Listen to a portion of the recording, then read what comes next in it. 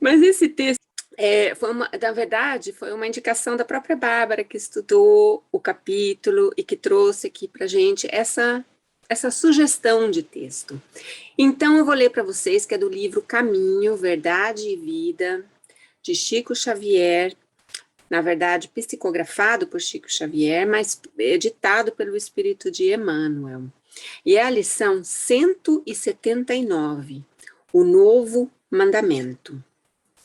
Um novo mandamento vos dou, que vos ameis uns aos outros, como eu vos amei. Palavras de Jesus, contadas no Evangelho de João, capítulo 13, versículo 34. E a explicação de Emmanuel. A leitura despercebida do texto induziria o leitor a sentir nessas palavras do Mestre absoluta identidade com o seu ensinamento relativo à regra áurea. Entretanto, é preciso salientar a diferença. O ama a teu próximo como a ti mesmo é diverso do que vos ameis uns aos outros como eu vos amei. O primeiro, o ama a teu próximo como a ti mesmo, institui um dever, em cuja execução não é razoável que o homem cogite a compreensão alheia. O aprendiz amará o próximo como a si mesmo. Jesus, porém, engrandeceu a fórmula, criando o novo mandamento na comunidade cristã. O Mestre refere-se a isso na derradeira reunião com os amigos queridos na intimidade dos corações. A recomendação que vos ameis uns aos outros como eu vos amei assegura o regime da verdadeira solidariedade entre os discípulos. Garante a confiança fraternal e a certeza do entendimento recíproco. Em todas as relações comuns, o cristão amará o próximo como a si mesmo, reconhecendo, contudo, que no lar de sua fé conta com irmãos que se amparam efetivamente uns aos outros. Esse é o novo mandamento que estabeleceu a intimidade legítima entre os que se entregaram ao Cristo, significando que, em seus ambientes de trabalho, há quem se sacrifique e quem compreenda o sacrifício. Quem ame e se sinta amado. Quem faz o bem e quem saiba agradecer. Em qualquer círculo do Evangelho, onde essa característica não assinala as manifestações dos companheiros entre si, os argumentos da Boa Nova podem haver atingido os cérebros indagadores, mas ainda não penetraram o santuário dos corações. Então, com essas palavras, para a gente entrar no clima da preparação do capítulo 26, né, Bárbara? Do Boa Nova, convido a nossa querida Bárbara a abrir a câmera e passo a palavra a ela com todo carinho. Bárbara, seja bem-vinda de novo nesse estudo. É com você, querida. Obrigada, Cássia. Obrigada, Ana, pela prece tão carinhosa, tão delicada. A Cássia pela leitura. E obrigada a todos os irmãos que estão aqui conosco, prestigiando esse estudo tão grandioso, né, que é o estudo dessa obra Boa Nova. Eu sempre gosto de relembrar o tanto que essa obra é uma pérola que traz tantos ensinamentos para nós, que vem ali com toda a narrativa, com todo o contexto, né, dos acontecimentos do Evangelho, de uma forma tão detalhada, né, que nos envolve ali na história, nos trazendo mais perto, né, do Evangelho de Jesus, dos seus exemplos. E hoje nós vamos falar da lição 26, a negação de Pedro. Então, aqui já o título, né, a gente já pode ter uma ideia qual o assunto que nós vamos trazer hoje, que é exatamente aquele momento, né, o momento em que Pedro nega Jesus, né, nega Jesus por 3 vezes. E é importante lembrarmos, né, tanto a lição de hoje, como outras lições também que nós vimos, né, como Judas, né, da traição de Judas, ou então da Maria de Madalena, né, da sua história, e outras histórias, né, outros momentos dos apóstolos, dos olhos, né, que nós temos que enxergar essas lições. Por que são trazidas essas lições para nós? Será que é para nós julgarmos a atitude dos discípulos, né? Falar, mas olha só, ele também errou. Mas como assim Pedro nega Jesus? Que absurdo, né? Não, muito pelo contrário. Essas lições nos são trazidas para que a gente tenha no coração essa sensibilidade, né? De perceber que cada um ali tinha também as suas quedas, né? As suas dificuldades, mas lembrando que todos ali conseguiram vencer o seu bom combate. Quem é Pedro, né? Quem foi Pedro? Apesar desse ensinamento que ele vai nos trazer hoje, né, da negação que ele fez a Jesus, Pedro foi essencial, né, para a construção aí de todo o cristianismo, toda a sua história. Então, lembremos, né, que esses irmãos já venceram, né, conseguiram vencer as suas más tendências e trazem esses ensinamentos para que nós possamos aprender, né, que nós possamos ter esses olhos, esse coração sensível de entender essas lições. E esquecendo, né, deixando de lado aí o julgamento. Bem, Pedro, nós já falamos um pouquinho dele lá na lição de número 21 do Boa Nova, quando falamos da lição da vigilância. Se os irmãos estão lembrados nessa lição, quando Jesus pergunta, né, aos discípulos, quem sou eu? Como que Jesus era conhecido pelos homens, né? Pedro é o primeiro a responder, dizendo que Jesus era filho do Deus vivo, né? Naquela resposta linda. E aí, depois de um certo momento, quando Jesus já começa a explicar o que iria acontecer, né, dos padecimentos de Jesus, Pedro é o primeiro a falar, não, mestre, mas como assim? Que absurdo é esse? Como que o senhor vai passar por isso? E aí, Jesus, né, chama a atenção de Pedro, né, porque, ora, ele estava ali dando uma resposta maravilhosa, e por outra hora ele já estava colocando em dúvida a sua fé, né, colocando em dúvida ali o que Jesus vinha trazer de ensinamento. E aí a gente vê esse perfil de Pedro, né, como comentamos nesse capítulo, no capítulo 21, até falamos, né, do livro que traz essa análise de Pedro, que é esse livro aqui, Energia dos Chakras, do Dr. Alírio de Cerqueira Filho. Ele tem um capítulo nesse livro para falar somente de Pedro, de vários episódios de Pedro, né, durante ali seu tempo com Jesus. É um capítulo muito interessante. E aí, nessa análise, vai nos dizer que Pedro tinha uma disfunção no primeiro chakra, que é o chakra correspondente à segurança. E os sentimentos relacionados, né, quando esse chakra está em equilíbrio, são a humildade e aquele sentimento de segurança, de se sentir seguro. E nessa disfunção, são os sentimentos de orgulho e rebeldia, porque justamente a pessoa não se sente segura, né? São as atitudes de temeridade, ou seja, eu faço qualquer coisa sem pensar, por impulso, né? Vou lá e faço. E a insegurança, né? Que é o contrário da segurança, quando eu não me sinto seguro, quando eu tenho dúvidas, né? Quando eu tenho aquelas dúvidas, aquele sentimento, né? Vacilante ainda. Aí, por exemplo, né? Nesse perfil aí de Pedro, lembremos, por exemplo, os exemplos de Paulo e Maria de Magdala, né? No momento que encontraram Jesus, que enxergaram finalmente a verdade, se converteram, né? Não pensaram mais, não tiveram mais dúvidas e seguiram a Jesus. Pedro, apesar desse amor infinito que ele tinha pelo Mestre, por estar ao seu lado constantemente, ele ainda tinha seus momentos de dúvida, né?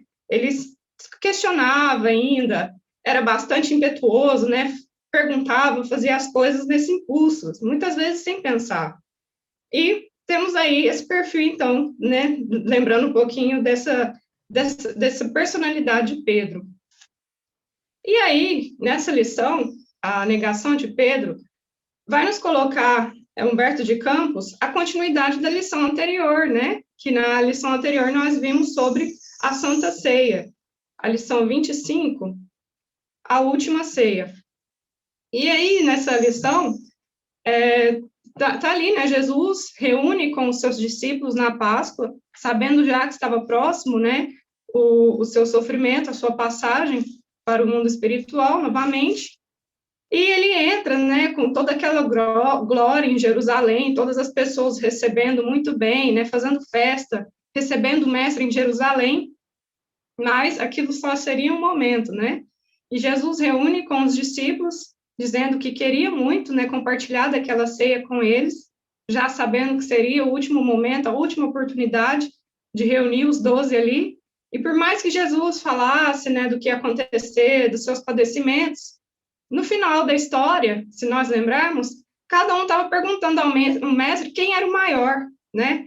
Quando viesse aquele reino, que todos ali conquistassem, né, a verdade, colocasse ali o poder de Jesus, quem seria o maior? Iam falar, não, eu vou ser o maior, eu vou colocar o poder em todos aqueles que ficam falando aí de outras coisas, né? Sempre falando, eu sou maior, eu sou superior. E aí, Jesus, para colocar a sua lição maior, né, para colocar ali o exemplo para todos, coloca, né, cinge uma toalha ali na cintura e começa a lavar os pés dos discípulos.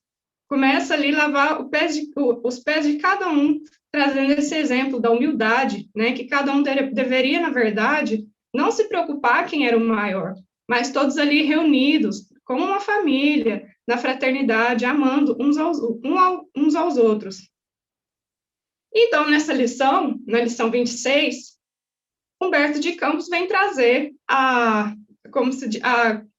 reação de Pedro com essa atitude do mestre. Como? O senhor é o mestre? Lavar os meus pés? Imagina, de jeito nenhum, né? E quando chegou a sua vez, né, Jesus lavando os pés de cada um, chegando a vez de Pedro, ele diz, nunca me lavarei os pés, mestre. Como? Um absurdo, né? Lembremos, Pedro era um patriarca, né? Ele sabia de toda a hierarquia, né, da sua sociedade, quem era o pai, quem era o mestre. Então, o mestre Jesus lavar os seus pés, isso era um absurdo, não poderia acontecer. Meus companheiros, Pedro, olhando para todos os outros, né, que tinham deixado Jesus lavar os seus pés, com aquele olhar de reprovação e desprezo, estão sendo ingratos e duros nesse instante, deixando-vos praticar esse gesto, como se fosseis um escravo vulgar. Então, Pedro estava, né, achando um absurdo tudo aquilo. E aí nós podemos observar nessa fala, né, nessa atitude de Pedro, justamente um olhar julgador, da crítica, né? Eu não aceito, e os outros, né, estão todos errados. Então, aquele sentimento aí nessa crítica, aquele sentimento de superioridade. Se eles fazem, eu não faço, eu sou o melhor, eu tenho a verdade, né? E aí, aqui fica uma advertência, né? Tanto podemos lembrar no capítulo 10 do Evangelho segundo o Espiritismo, bem-aventurados os que são misericordiosos, no item 16, que nos fala sobre a indulgência. E nessa lição, né, trazida pelo Espírito Protetor, José, ele fala assim, quando criticais, que consequência se há de tirar das vossas palavras? Há de que não tereis feito o que reprovais, visto que estáis a censurar, que valem mais do que o culpado. Então, essa crítica, exatamente, né, de Pedro, ele queria falar que ele era melhor do que os outros, né? Ele não ia deixar Jesus lavar os seus pés, que isso era um absurdo. Então, aqui já observamos, né, a falta de indulgência, a falta de caridade de Pedro com relação aos seus companheiros. Justamente aquele sentimento, né, de superioridade, do orgulho. E aí Jesus, né, vendo essa reprovação, esse desprezo de Pedro, respondia a ele, Simão, não queirais ser melhor que os teus irmãos de apostolado, em nenhuma circunstância da vida. Em verdade, assevero-te que, sem o meu auxílio, não participarás com o meu espírito das alegrias supremas da redenção. E é muito interessante, né, como Jesus responde essas atitudes de Pedro, não só aqui, mas em outros momentos também do texto nós vamos ver isso. Jesus não responde diretamente, né, o que Pedro está falando, a atitude que ele está tendo, né?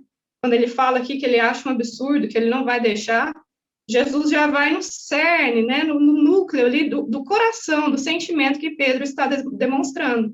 Porque nessa crítica, como já comentamos, né, Pedro se mostra como se fosse superior aos outros. E aí Jesus vem, né, colocar essa advertência para ele, que ele não pode se deixar, né, acreditar ser melhor do que os irmãos do apostolado. E ainda coloca para ele, em verdade, assevero-te que sem o meu auxílio não participarás com meu espírito das alegrias supremas da redenção. E o que Jesus quer falar aqui, né, para Pedro? Novamente, trazendo a advertência do orgulho, porque aquele que é orgulhoso, que se sente superior, ele não está aberto, né, não se abre para receber o auxílio. Se eu sou bom o suficiente, se eu sei de todas as coisas, se o que eu faço é correto, para que eu preciso de ajuda, né? Então, Jesus aqui dando um alerta a Pedro com relação ao orgulho. E nós já vimos no Evangelho também que o orgulho é o maior adversário da humildade, né? Enquanto a humildade é um ato de submissão a Deus, nós acreditamos em Deus, temos fé, sabendo que Ele sabe o que é melhor. Ao contrário, o orgulho é a revolta contra Ele, né? Eu sei das coisas, né? Eu sou autossuficiente, então não preciso de auxílio de ninguém. Que está de acordo com o perfil que a gente viu, né? Esse perfil rebelde, orgulhoso de Pedro. Então, justamente, né, dessa autossuficiência, desse sentimento de superioridade, Pedro não estava aberto a receber algum tipo de auxílio, né? E essa incapacidade, né, esse orgulho que não nos deixa ver as nossas tendências, as nossas fragilidades, nos torna ainda mais intolerantes, porque se eu sou bom, os outros têm que ser assim como eu, conforme, né, Pedro aqui está agindo com seus colegas, com seus companheiros do discipulado. Bem, e essa resposta de Jesus, né, dada essa fala de Jesus com relação ao que se Pedro não deixasse ele lavar os seus pés, ele não estaria participando, né, desse espírito de alegria com Jesus. Se a gente for no Evangelho, lá em João, no capítulo 13, versículo 9, a gente pode ver lá que depois dessa resposta, né, de Jesus, Pedro, né, volta, de novo, né, essa tendência aí da dúvida, né, dos dois lados, né, eu não sei o que fazer, vamos dizer assim. Pedro fala: Senhor, não somente os meus pés, mas também as mãos e a cabeça. Então já que é para lavar, então o Senhor pode lavar minhas mãos e a cabeça também. Então lava quase que o corpo inteiro já, né? E aí Jesus fala para Pedro: aquele que se banhou não necessita senão lavar os pés, pois no mais está todo limpo. E aí, em sequência, ele ainda acrescenta Jesus: nem todos estáis limpos. E aí, fazendo referência a Judas, né? Que Judas ali já estava concatenando os planos para a entrega de Jesus, né? Naquela ilusão que ele tinha criado, que ia ajudar dessa forma, né? A trazer o reino, né? Tão prometido por Jesus, como a gente já viu também nas lições anteriores.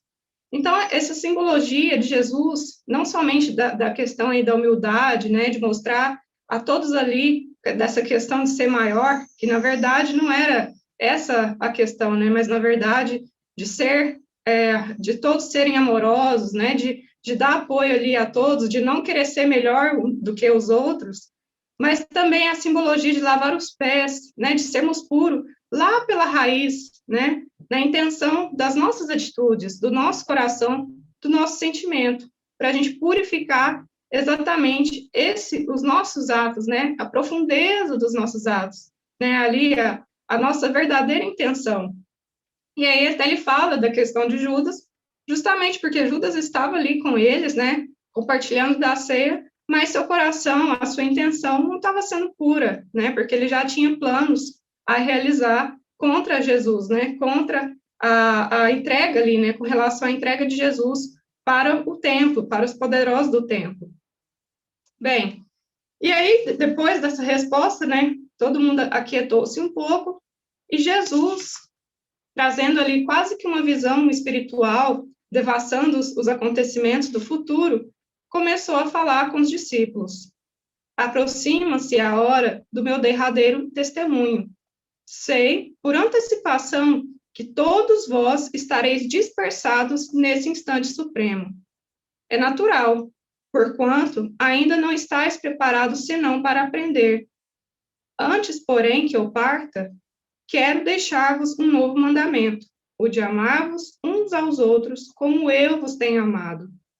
Que sejais conhecidos como os meus discípulos, não pela superioridade do mundo, pela demonstração de poderes espirituais ou pelas vestes que envergueis na vida, mas pela revelação do amor, com que vos amo, pela humildade que deverá ornar as vossas almas, pela boa disposição no sacrifício próprio. Então, olha só, Jesus aqui colocando um novo mandamento, né? A importância desse momento, dessa fala de Jesus. Como colocado aí muito carinhosamente pela Cássia no início, né, da mensagem, desse novo mandamento colocado por Jesus, que é diferente, né, da lei áurea, que é amar ao vosso próximo como a ti mesmo. Agora era um novo mandamento: amar-vos uns aos outros como eu vos tenho amado. Então, que esse amor que Jesus tinha ensinado, Jesus estava colocando ali, né, para todos, não só seus discípulos, mas todos que se aproximavam dele, que ele pudesse continuar esse amor por meio dos discípulos, mas que esse amor, essa fraternidade, né, essa comunhão tinha que começar dentro do colégio mesmo, né, entre eles, né, que não se julgassem, que não apontassem os dedos um para os outros, né, que exercitassem a indulgência, o companheirismo, né, o apoio. Então, e é interessante outro ponto, né, dessa fala de Jesus, desse amor tão incondicional que ele tinha. Aqui no início, ele mesmo fala que no momento do testemunho dele, todos os discípulos estariam dispersados, ou seja, todos ali, né, iam se mandar, iam embora, ia deixar Jesus sozinho. Mas, mesmo assim, Jesus tinha consciência de que cada um era um aprendiz e reúne os 12, né? Por mais que Jesus tinha essa consciência dessa atitude dos discípulos, ele ainda reúne-os a todos nessa Páscoa, né? Nesse momento aí da Santa Ceia, trazendo todos juntos, né? Nessa comunhão, nessa fraternidade. Então, colocando aqui não só por meio, né, desse novo mandamento, mas também por esse exemplo, por essa atitude, mostrando a importância desse sentimento de família, de todos ali estarem juntos, né, um apoiando o outro. E aí podemos lembrar um pouquinho também de alguns trechos, né, dessa mensagem lida no começo, do novo mandamento de Emmanuel. O novo mandamento assegura o regime da verdadeira solidariedade entre os discípulos, garante a confiança fraternal e a certeza do entendimento recíproco. E essa mensagem de Jesus, né, de falar que amai-vos uns aos outros como eu vos amei, porque lembremos, por exemplo, de quando Judas, né, cai em si, vê o erro grandioso que tinha cometido, onde estavam os outros, né? Todos estavam o acusando, né, falando da sua atitude, e cada um ali querendo novamente ser o melhor, ser o maior, e o contrário da recomendação de Jesus, né? Então, por isso que era importante eles terem esse novo mandamento com eles também. No lar da sua fé, conta com os irmãos que se amparam efetivamente uns aos outros. E aí também podemos lembrar, né, lá do cristianismo nascente, quem teve a oportunidade de ler as obras, né, de Emmanuel, os seus romances, como Há 2000 anos, 50 anos depois, Ave Cristo, a gente pode ver muito bem essa questão do cristianismo, né? Se um cristão encontrasse o outro, dava todo o apoio, né, todo o amor, recebia como uma família. Então, é esse sentimento fraternal, né? Não só daquele ama o teu próximo como a ti mesmo, ou seja, de enxergar o outro, né, de não julgá-lo, de entender as suas fragilidades, assim como eu, porque eu também sou frágil, eu também estou aprendendo, mas esse amor fraternal, né, do recolhimento, né, da fraternidade. Então, é esse o sentido desse novo mandamento colocado por Jesus. E assim também a gente pode lembrar, nós, né, no Centro Espírita, nas reuniões espíritas, como é gostoso participar disso tudo, né? Quando estamos lá com os nossos amigos, ou aqui também online, né, colocando dentro da nossa casa essa fraternidade, esse sentimento de nos entendermos, né, de sabermos que todos nós somos espíritas. Então, esse amor fraternal mesmo, de família, de amigos.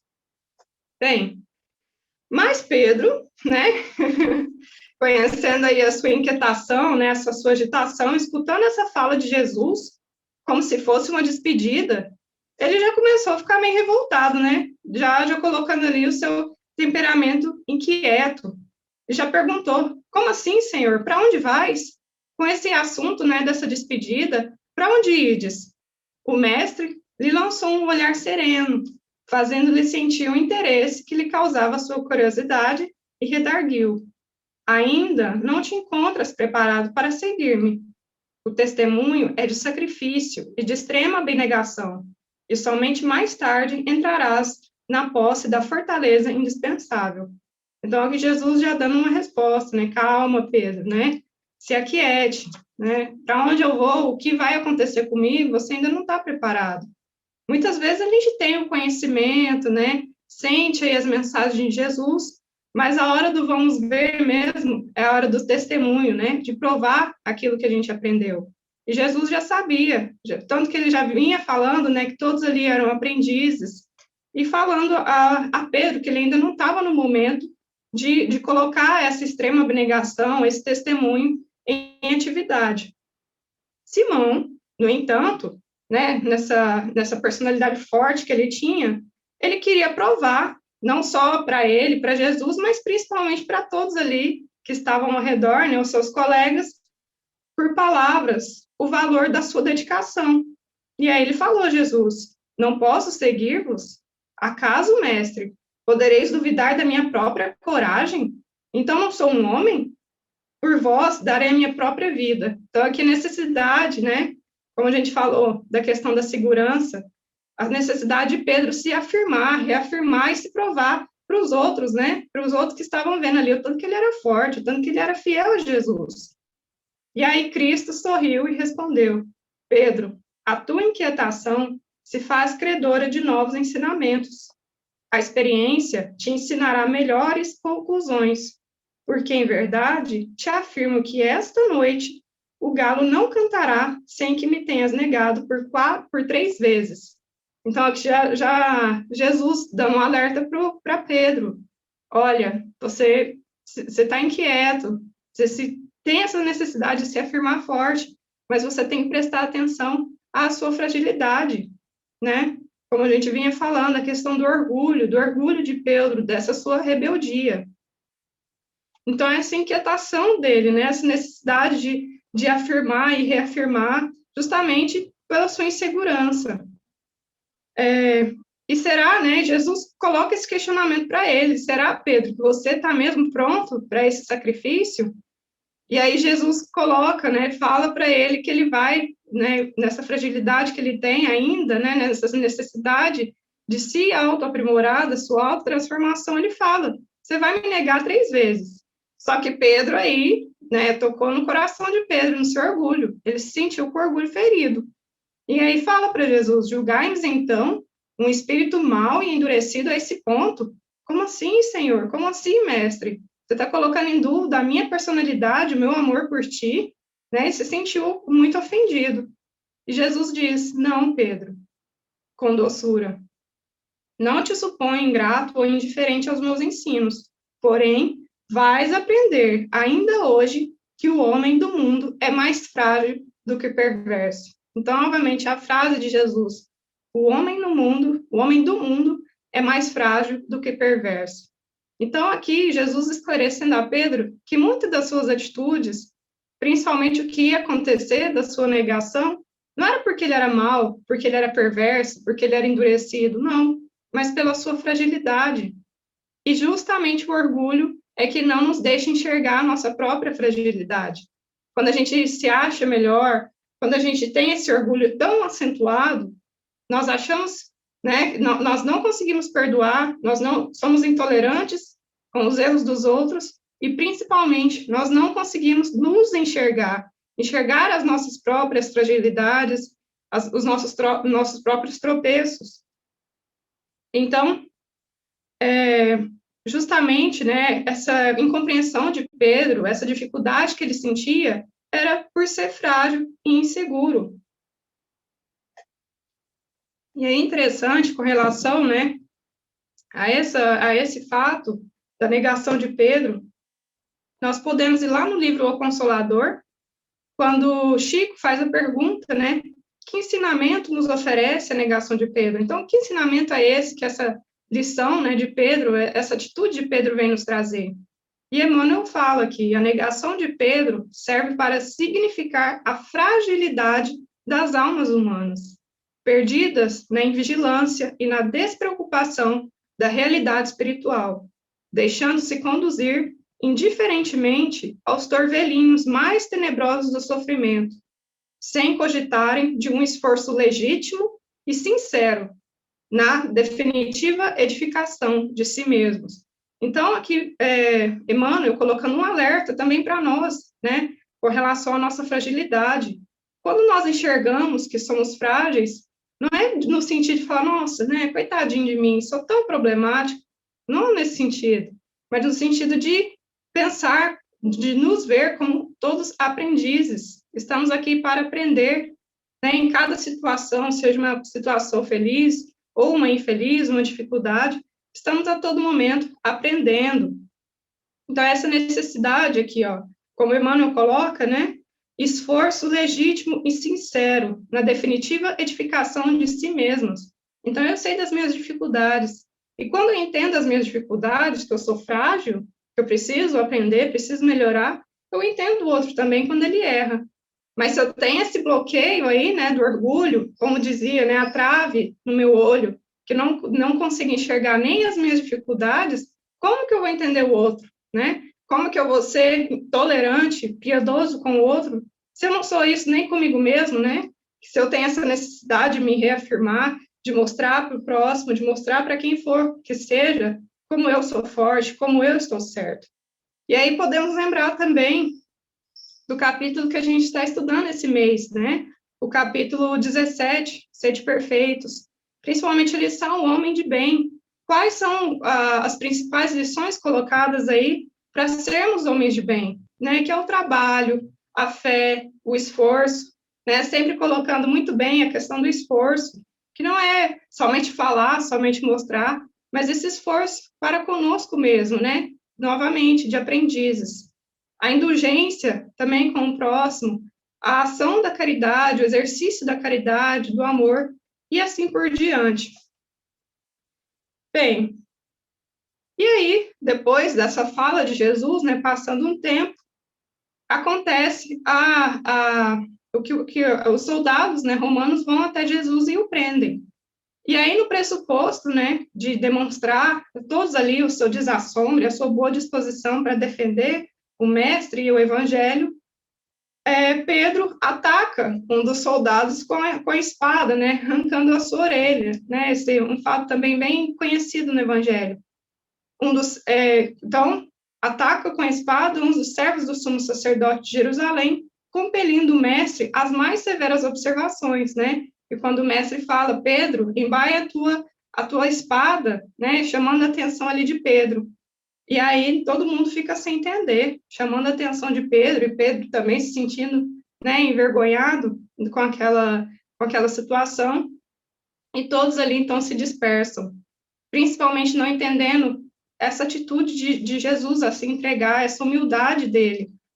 Todos ali não entendiam o que estava passando. E Pedro e João, enquanto os outros, né, se dispersavam, fugiam, eles ficavam observando, né, a detenção do mestre, o que iria ocorrer, mesmo de longe, acompanhando, tentando, né, vendo se era possível fazer alguma coisa, ajudar o mestre ali de alguma forma. Ambos, no entanto, desejavam prestar a Jesus o auxílio necessário. Quem sabe poderiam encontrar um recurso de salvá-lo. Entretanto, em todo ali o meio, né, quando Jesus é pego, as pessoas falavam constantemente mal de Jesus, né, de que ele era um feiticeiro, um herético, era um ladrão, e, né, por aí vai todos os julgamentos com relação a Jesus. Então, Jesus, no momento da sua prisão, ele é encaminhado à residência de Caifás, né, Caifás era o sumo sacerdote, né, do templo ali. Jesus é encaminhado a uma cela e ficava perto de um pátio. Então, como se fosse um pátio grande, né, e Jesus ali do lado, preso em uma das celas.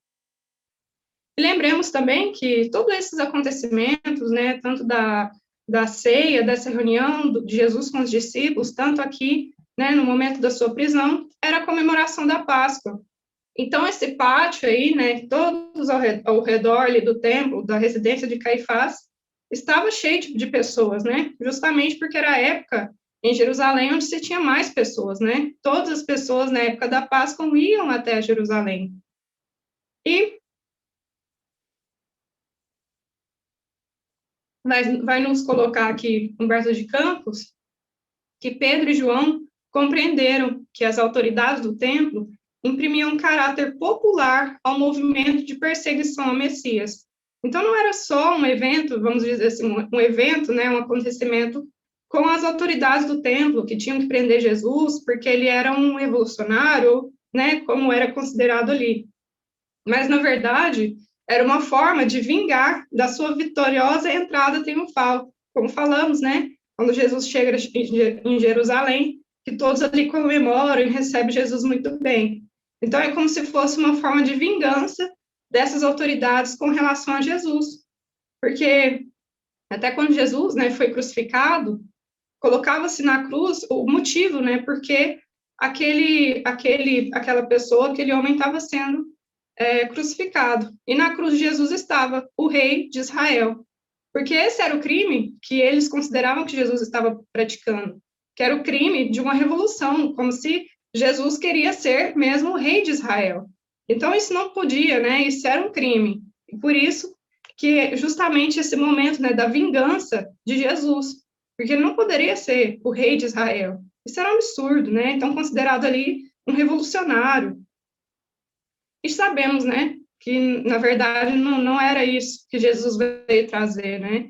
Jesus não era o rei de Israel, né? Jesus ainda é o rei de todo o nosso sistema solar, de todo o nosso planeta. Mas, né, lembremos daquela época. Se hoje a gente tem dificuldade para entender o que seria, né, os homens daquela época. Bem, e aí nesse momento, né, vendo toda essa multidão e todo mundo falando mal de Jesus, né, julgando a ele, e toda Jerusalém, toda aquela região cheia de gente, de pessoas, João, ele vai até Betânia para avisar Maria, né, a mãe de Jesus, do que estava acontecendo, e Pedro resolve ficar ali no meio da multidão. E o tempo todo, né, ele escutando as pessoas dizendo que Jesus era um traidor, era um revolucionário, era um ladrão, né, ridicularizando os seus ensinamentos, zombando das suas exemplificações, dizendo que ele era um chefe de saqueadores, e Pedro escutando tudo aquilo, né, sentindo aquela hostilidade tão grande que ele não imaginava, né? Ele imaginava que ia observar Jesus, ia observar o que estava acontecendo de longe para ajudar de alguma forma, mas ele aí se deu conta do tamanho da hostilidade, né, popular ali com todas as pessoas contra Jesus. E aí, sentindo essa grande hostilidade, ele começa a se sentir vencido, aquela resolução, né, de ajudar Jesus, de talvez ser útil, vai sendo vencida, vai indo embora aquela vontade, né? Bem, e aí, nesse momento, Pedro, né, no meio dessa multidão, passa no extenso pátio, passa uma das servas da casa, olha para ele, né, como se, eu te conheço, e fala, não és tu um dos companheiros deste homem, né, indicando a cela de Jesus onde ele estava preso. E reconhecendo ali que era um instante decisivo, né, Pedro está me perguntando se eu conheço Jesus, né, aquele condenado, se eu estava com ele. E respondendo, dissimulando a sua própria emoção, aquela insegurança, e agora, né, o que eu faço? Ele diz, está enganada, não sou. Então, ele já nega Jesus pela primeira vez. O apóstolo ponderou aquela primeira negativa e pôs-se a considerar que semelhante procedimento aos seus olhos era o mais razoável, já que, né, todo mundo falando mal de Jesus, ele tinha que se esconder de alguma forma. Então, aquele tentando, né, se enganar o seu coração, a sua consciência de que aquilo era o melhor a se fazer, empregando todas as possibilidades ao seu alcance a favor de Jesus. Então, aqui de novo, Pedro não conseguia enxergar a sua fragilidade, a sua insegurança diante daquele momento. Ele não sabia o que fazer, né? Se ele era temerário ou se ele era inseguro, naquilo que a gente já falou desde o começo, né? Dessa disfunção aí do primeiro chakra. se ele ajudava Jesus, se entregava, ia atrás do mestre, ou se ele se escondia, né, para ficar ali por perto, enxergando. E aí, fingindo despreocupação, ele se dirigiu de novo, né, no meio de uma pequena aglomeração de populares, por causa do frio da noite, né, todo mundo tentava ficar mais ou menos em grupos, né, por perto, e mais uma pessoa, né, mais um das pessoas que estavam ali, reconhecendo, o interpelou. Então, vieste socorrer o teu mestre? De novo, né, reconheceram ele. E aí ele responde, que mestre? Nunca fui discípulo desse homem. E fornecido, então, falando isso, né, e aí que o pessoal sentiu a vontade de falar mal do mestre mesmo, de falar mal de Jesus. Longas horas se passaram a Simão Pedro, que tinha um coração a duelar-se com a própria consciência, naqueles instantes penosos em que fora chamado ao testemunho. E Jesus já tinha falado para ele, né? Pedro, você ainda não está pronto. Você ainda não está pronto para o testemunho. E foi exatamente o que aconteceu. Bem, num terceiro momento, então, um dos outro ali que estava no meio começou a encarar de novo o Pedro, né, com certo espanto, e exclamou de súbito, é bem aquele discípulo que nos atacou a espada entre as árvores do horto. E Simão já ficou pálido, né, e protestou, que isso? Está enganado, amigo. Vê que isso não seria possível. E no momento, quando Pedro fala essas últimas palavras, o galo da vizinhança canta. Não, né, não tem assim, uma simbologia para falar porque o galo cantou, mas justamente é a questão da virada do dia, né? Porque Jesus tinha falado para ele, usado a simbologia, que até o final daquele dia, Pedro ia negar 3 vezes.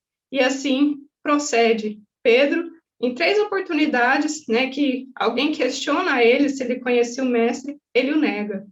E aí, ouvindo o canto do galo, né, naquela simbologia, que Jesus tinha colocado para ele, né? Aí ele cai em si, vem aquela imagem do mestre, e aí ele sente ainda mais o peso da consciência, né? O peso do seu coração. E sentia-se perturbado com uma infinita angústia.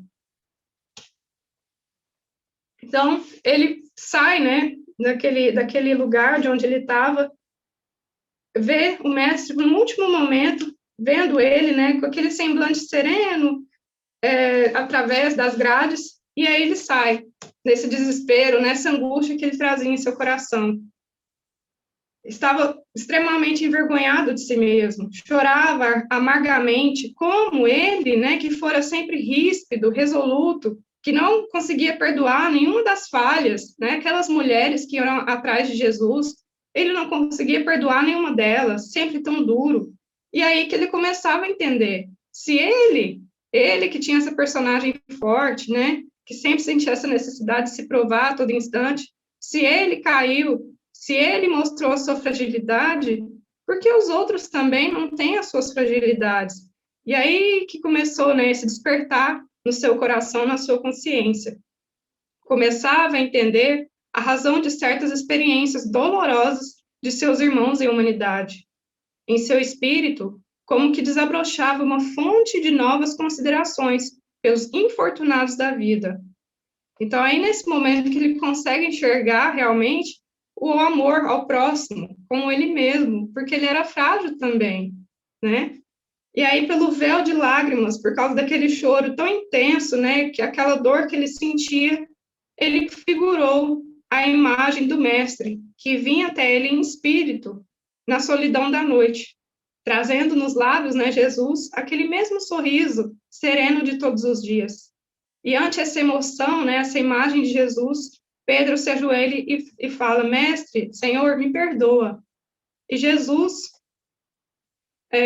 né, Pedro já não conseguia mais o vê-lo, e foi aí que o antigo pescador, Pedro, mesmo não vendo, né, mais Jesus, escutou, né, lá na sua memória, lembrou das advertências amigas do mestre, dizendo, Pedro, o homem do mundo é mais frágil do que perverso. E assim termina a lição do discípulo Pedro, né, que se sentia tão forte, tão inseguro por dentro, mas tentando colocar essa segurança, né, no exterior.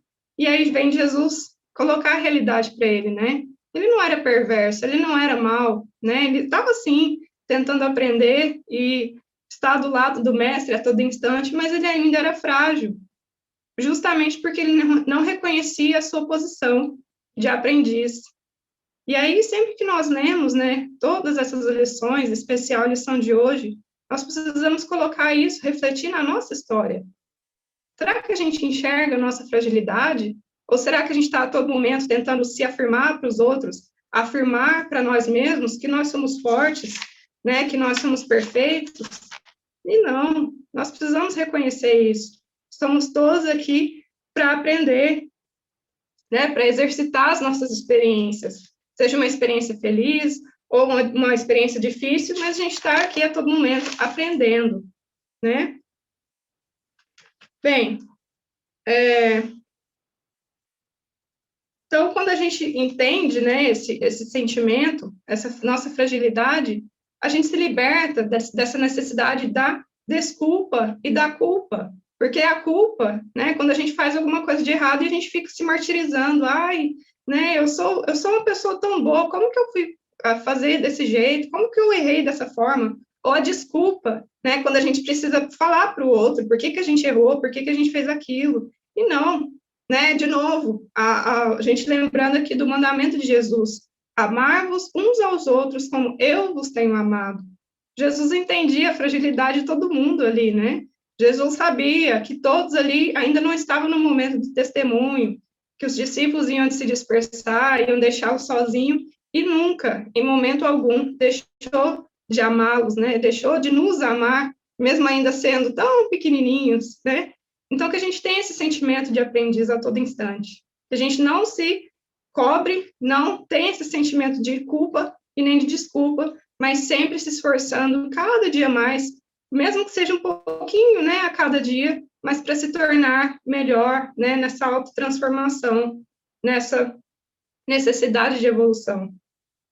Bom, e para a gente fechar essa lição, eu gostaria de trazer uma mensagem, também do mesmo livro, Caminho, Verdade e Vida, do Espírito Emmanuel, a lição 97.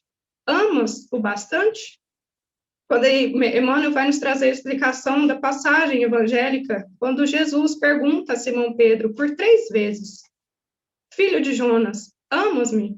Está em João, no capítulo 21, versículo 17.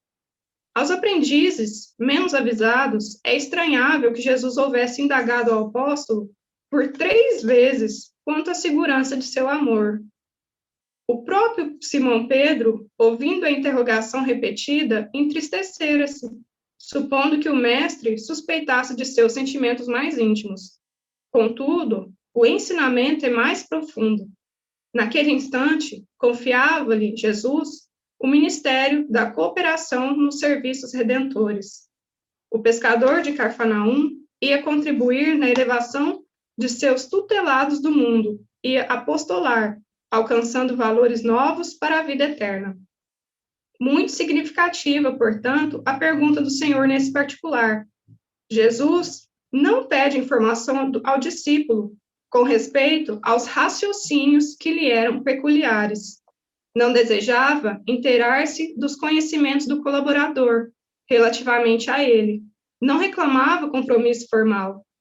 Pretende saber apenas se Pedro o ama, deixando perceber que, com o amor, as demais dificuldades se resolvem. Se o discípulo possui suficiente provisão dessa essência divina, a tarefa mais dura converte-se em apostolado de bênçãos promissoras. É imperioso, desse modo, reconhecer que as tuas conquistas intelectuais valem muito, que tuas indagações são louváveis, mas, em verdade, somente será efetivo e eficiente cooperador do Cristo se tiveres amor.